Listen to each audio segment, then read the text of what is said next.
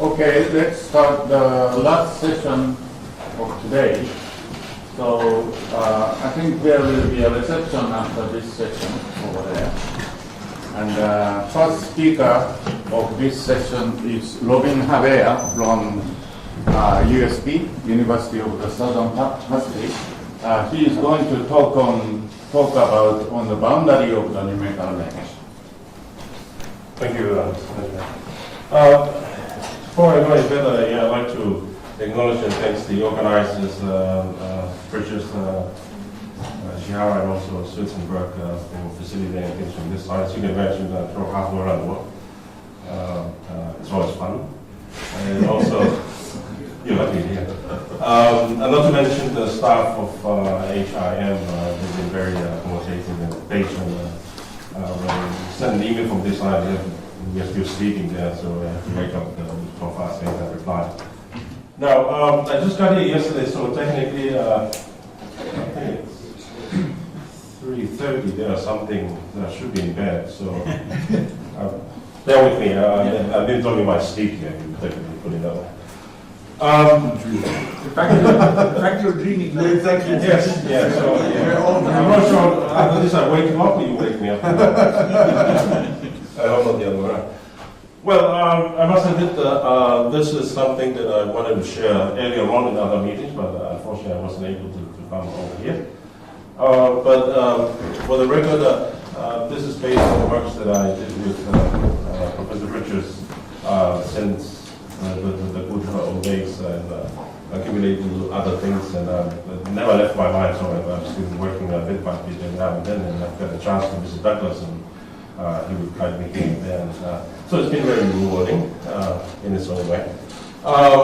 There are a few things I'd like to put it as an introduction for the benefit of those familiar with constructive numerical range theory as a background, and also some little stories involved in it. Also, the problem how we came about, if I use we, I, please synonymously, I'm saying here, approximating the numerical range for some obvious problems as far as classical mathematics, classical logic is all about. And also, I'd like to look at the boundary of the numerical range and also see that while I thought that some problems need to be extended to other areas within the context of the numerical range. I'm going to start, well, the wish list there is just one slide with two things. I have to be realistic, so I put the two things there that I like to see in this research concerning constructive numerical range theory. Now, where it all started, sometimes back, okay, for the record, sorry, I should not put that, just notice I'm in front of constructivists here, but I'm so accustomed to standing in front of people who do not understand constructive mathematics, I have to make my stand. I'm on this side, and well, challenging as usual. Yeah, everything I'm going to do here is within the framework of Bishop's style. Now, give a little time. It all started, we stumbled across one of the questions in Hausdorff Trimester Space Program book was about the well-known Hausdorff Trimester Program. Sorry. But this is what the numerical range will start talking about in the context of Hilbert space. Started with the bound operator on a Hilbert space H, and the numerical range of T of the operator T is defined with the set there of the inner product of T, X, and X, where you are actually picking all the elements from the unit circle. So what is your assumption on T here? Is it bounded or? Yes, yeah, it should be bounded. Yeah. And the famous Hausdorff theorem says that the numerical range is convex, is a convex set, closed convex subset of the complex plane. Now, it also mentioned by Hausdorff that the proof, or all the proof associated with this theorem here is computational. But unfortunately, when you look at it carefully, it's not computational in the sense how we take computation to computational development. And if you really analyze it, it uses a good number of non-constructive principles, the immediate value theorem, and the trick of twisting around multiplying complex numbers so that the real part is equal to zero, and besides other things. So we tried and we corrected a few things and come up with the best you can hope for in this context. Sorry about that. But it's very simple to see that the main idea is if T is a self-adjoint operator in a Hilbert space, H and X, Y are unit vectors and such that these two are the same, then I guarantee that H of T is a function. Actually, you can see that draws a line between X and Y. And you guarantee that this left-hand side here is in a product C, that thing on the right-hand side. So that was the first promising result. And also, a corollary to this theorem here tells us that, again, if T is a bounded operator with an adjoint, such that pretty much the same thing as the preceding theorem. Here we're dealing with an adjoint such that Tx, y, equal to inner product of T star y, the adjoint X and Y. Then again, we are guaranteed that we have this nice result that Tz, where the existence of unit vector Z there such that the second on the right hand side. Now, but I think that this is the one that sort of sums it up, the best we can hope for here in the constructive setting, that if T is a bounded operator in a Hilbert space, with an adjoint, then we expect we have the conclusion that the closure of the numerical range is convex. Now, as usual, of course, once you have it, you'd like to see how far, how best you can hope for the result we established. We have two examples. The first one here, this statement here implies LLPO3. Well, for the Richmond did a nice hierarchy nested of LLPOs, and this is one of them, LLPO3. There's a numerical range of a self-adjoint operator on a two-dimensional Hilbert space. It's convex. It implies LLPO3. The other example, limiting example, this one here, the statement here implies LLPO. Again, it's an example taken out from two-dimensional Hilbert space. So, or at least we know that's the best we can hope for in the constructive setting. So we're quite pleased to know that at least the result, you can still have convexity, but you have to throw it out of conditions and be careful what you assume.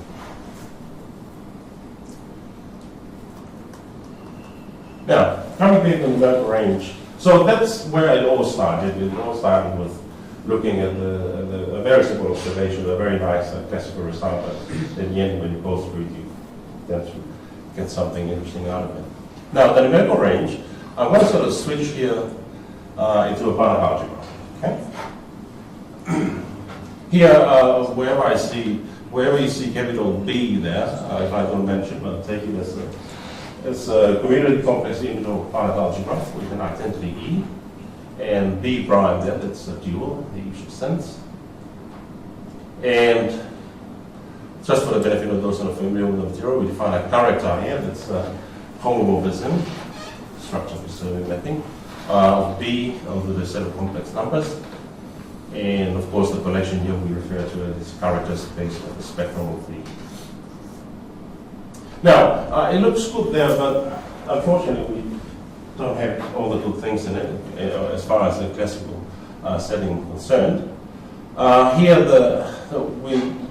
Wheeler's compactness, of course, we love things when we work with compactness instead, but unfortunately, as it stands, well, I think it was Bishop initially who showed that sigma B, the spectrum of the spectrum of B here, basically you can't hope much as it stands because the spectrum of every several commutative unit Banach algebra probably implies B LPO. So what happens then you need to see how far you can go. So in that context, instead of working with sigma B of the spectrum, we introduced approximations, which we refer to as the approximate spectrum. And here, okay, I'm using here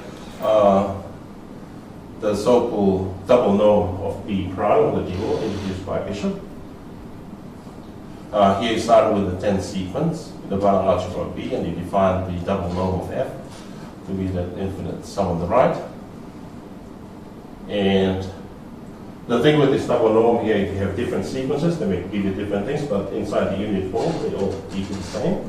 So mathematician. Now, so we introduced for all but counting many t, this set here, sigma t, as you can see, we are introducing the t here because of the compactness issue. F here, we take f to be from B prime, from your dual, such that these are within t. And instead of f of e being equal, sorry, that should be 1, not f. It should be less than or equal to t. And this set here can be shown it's non-empty, and also it's weak star compact, and also the intersection of all these sigma t's actually gives you sigma. So instead of working with sigma directly, because it's not very helpful, we choose to work with a t approximation to sigma. That gives us more information to work with and more promising. But also with lots of extra work. That's the issue. Now, leading on to the numerical range, you see here what I'm trying to establish here, the spectrum there. Little problematic, you introduce the t approximation to the spectrum, then you have the numerical range, and then you have this state space, which is inside B prime, and again, problematic, we usually introduce the so-called t approximation to the state space, and things will start falling into places later on. Now, we define here, this is the so-called state space of your finite algebra B. Again, f in B prime, such that this is true. And similar problem here, but then we introduce the t approximation to the VP. As you can see, the form pretty much the same, but at least you have something you can get hold and work with. All f such that is inside the unit t-scope, or whatever I call it. And of course, f of e is approximated to t. Now, in the context of a finite algebra, this is our meaning of a numerical range of an element of the finite algebra, v of x. As you can see, it's f of x, f here from your state space. Now, okay, it's just a collection of numbers. Now, the major problem here with this form of the numerical range is it is defined classically. Classically, no trouble at all. Because of the Havea theorem, well, actually, I'm going to talk more about that. But that's what happens here. Because of the constructive Havea theorem only produces approximate norm function, and we may not be able to construct any element of the numerical range. So that's a big problem there. And so to bypass things, we introduce the t approximation to the numerical range. So far, I think here the t approximation to sigma, the spectrum, t approximation to state space. Here's another t approximation to the numerical range. And Vt here, of course, you can see all the estimates are there. And we prefer to work with the t approximation to the numerical range rather than the numerical range for obvious reasons. So one of the relevant results perhaps worth stating in this stage here is that for all but counting many t, the t approximation to the state space of B is always not empty, and we're counting its weak star compact, a subset of the dual B prime. And just to highlight the relations between the numerical range and the t approximation to the numerical range, we speak of admissibility here. We say t is admissible if Vt is weak star compact. And if you put everything together for all admissible t, it's not hard to see that the intersection of these Vt, of these t approximation gives you actually that they are common within V of x. So it's not bad at all. Now, it also have this nice relationship. If you have t prime, sort of preserves some sense of one containing the other. If t prime is less than t, and also it expects the t prime approximation to the state space to be inside the t approximation. So, in particular, we have these two nice results that V is complete relative to the double mode that I mentioned earlier, and also the numerical range itself is weak star closed.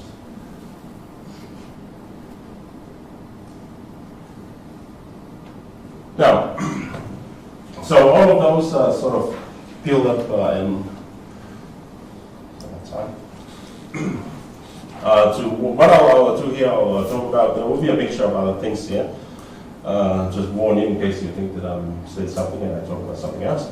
the spectrum and also the resolvent and also the boundary extreme points. So we sort of tied up nicely to the title line. So it's looking at the boundary within the upper range. Which is not always easy at times. Now, just for the record here, the notion of an extreme point. We have, well, classical, well, that's a classical way of how we look at the extreme point. Say, K here is a convex subset of norm space, X naught is inside K. Then we say that X naught is a classical extreme point, okay? If this is true, as you can see, if X naught is equal to sort of average of X and Y, if you choose any X and Y inside K, and of course it implies that they are the same.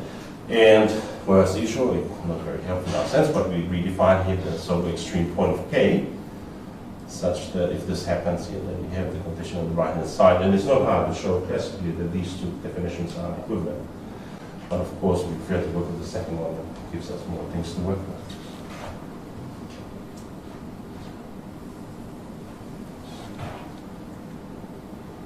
Now, I'd like to also to recall the definition of, because I'll be referring to Hermitian and positive elements, the Banach algebra.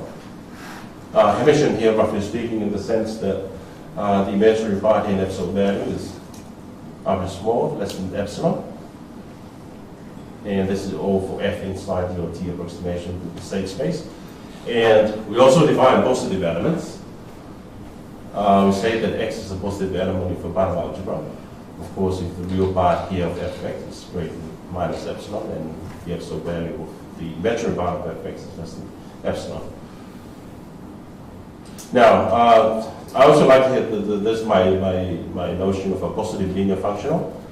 F of x is greater than or equal to 0. F is an element of B prime, and we write F is greater than or equal to 0 because I want to take you by surprise on the next slide.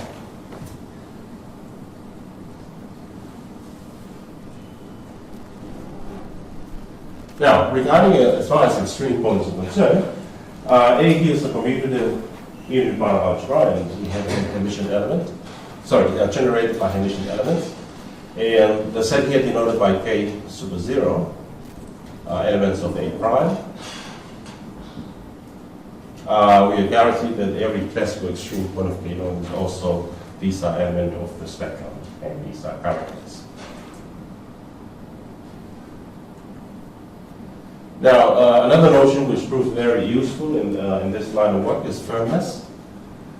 We say that V is firm, your state space is firm if it is compact, and also here the distance between these two tends to 0 as T increases and rolls up.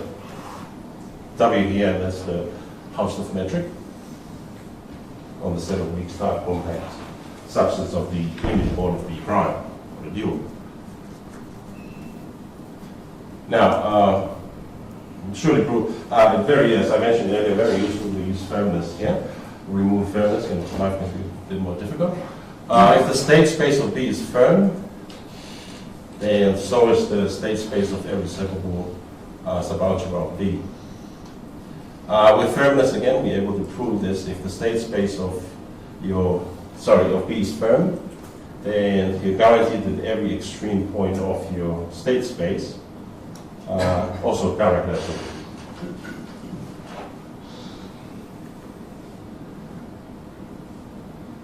Now, elements of V and also sigma, this is the state space and the spectrum.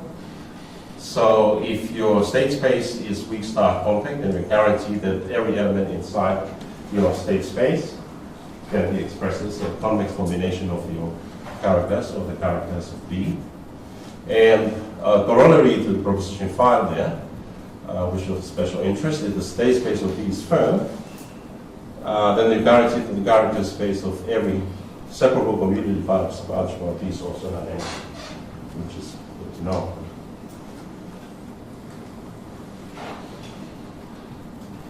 Now, I like to think it's like, so this is a numerical range and the T approximation of the numerical range of A. The first one here, if for any positive integer, for any positive T, the T approximation, that should be equal there, not horseshoe that way. then the T approximation to the numerical range is well contained inside the intersection of these closed balls, center and set with these radius, different radius. And that's the T approximation. And we also have here the result that the numerical range of A is also inside this open ball, the intersection of these open balls, closed balls, center and set with this radii.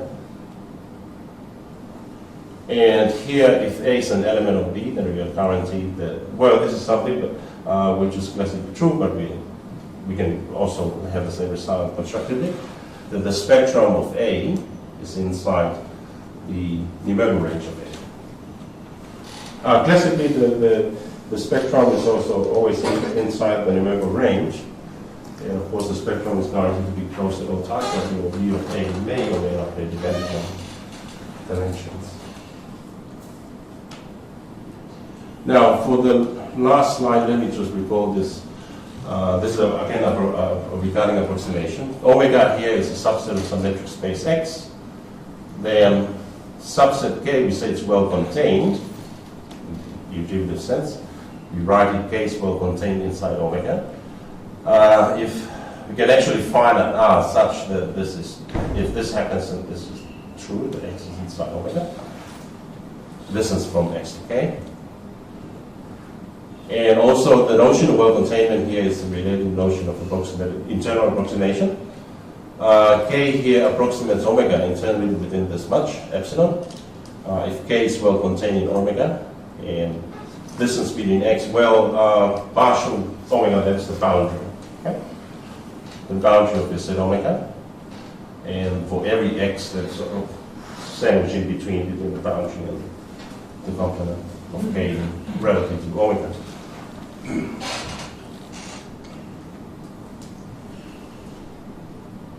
Well, okay, this is just for the record here, but we would normally prefer to work with special types of approximation, especially when the type T here is locatedness and compactness. That is, if you ever said you'd like to ask the question, how possible, or is it possible to approximate a given set by located sets or complex sets and things like that. And the notion of coherent here, we say that the set omega is coherent if the metric complement is, this omega is equal to the metric complement of the complement of omega. And hopefully these two results here would make sense now. Omega is any open subset of C complex numbers such that the complement of omega and the boundary here are compact, then you guarantee that the boundary of omega is a border for the complement of omega.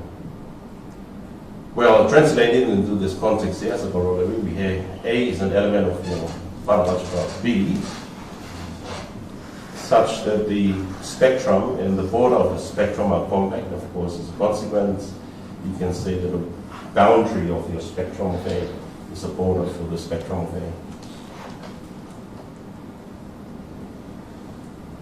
Well, I think something to tie up nicely regarding this. These are equivalent conditions. That the spectrum of A is compact, and the resolvent, this is the resolvent, R of A is the resolvent. And coherent, well, that's equivalent to saying that the resolvent of A is approximately internally bilocated sets. And interestingly enough, if either, hence each, of these two conditions, 1 and 2, hold then necessary and sufficient condition for the resolvent to be located is that the boundary of your spectrum of A be located. Now, the wish list. Okay? It's not a bad thing to be wishful now and then, even though it's not easy. Well, the wish list, there are two main things here. Of course, you can always break it up into other things, but keep it simple. The first one here, the techniques book of Bridges and Vitzar, there's a section dedicated to convex sets and locatedness. I'm sure someone will talk about convexity. Well, personally, I think it would be more interesting to see how you can adapt those things into this context of numerical range. And also, nothing has been done about this, the classical development regarding numerical range under the heading of joint numerical range and a broader numerical range. So I'd like to see if this can push forward in that direction. Thank you.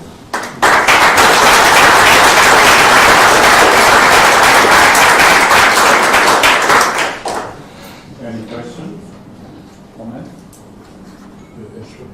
A short question, perhaps your last slide again. Yes. What do you mean by more about the techniques, a book regarding locatedness of convex sets? Sorry, I remember located. in the book of Bishop, in his book, the first book, there is a chapter about local convex spaces. Yeah. Yeah. You're right. Yeah. Oh, sorry, I didn't mention it. That's quoted from the Bible there. But these are recent developments. Sorry, I want to use the author, how I call it. It's a technique, we call it technique. It's a techniques of constructive analysis, but later on, which is sort of extending the development by Bishop in the right. Any other comment? I have. Oh, If I remember well, this work by Bishop himself on generalization of numerical range to bounded spaces. But I think it was before he was doing constructive analysis. Has there been some work on constructivizing this work on Bishop on numerical range for bounded spaces instead of Hilbert spaces? Well, not directly, I would say. So this is one of the development, but actually came out of the motivation from Bishop's work. But I wouldn't say directly, unless I'm completely mistaken. any other question? So I have one question. So for example, spectrum, I think the compactness is crucial property, I think. So how much operator has a compact spectrum constructively? How much you mean, for example, usual say L2 space, greater than L2 space, it's hard to have compact. Yes, I see where you're coming. You're right. Yeah, I can't answer. You're right. It's without convexity. But of course, if say, for example, the specific matrix is given with some special property, then you can put spectrum as compact. Very good property. Right. Yeah. Carefully choosing and defining it so it can work out. I agree. Any other? Okay, let's send the speaker again.